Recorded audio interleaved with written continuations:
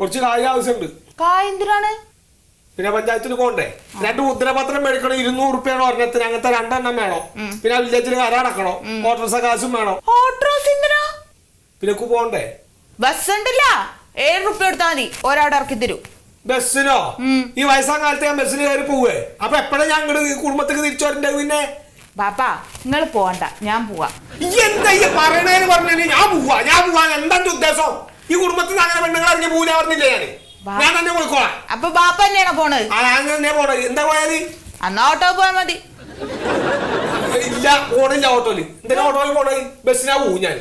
ബാപ്പങ്ങൾ ബസ്സിലൊക്കെ കയറിയ വയ്യാതെ വയ്യാണ്ടായിട്ട് ശ്വാസം മുട്ട നടക്കട്ടെ. എന്നിട്ട് എന്റെ കെട്ടും കൊണ്ട് നടക്കട്ടെ എന്റെ ആശുപത്രിയില്. അവന്റെ പണിയൊക്കെ മുടങ്ങിട്ട് അവിടെ കിടക്കട്ടെ. അപ്പൊ എന്താ പറയാലോ?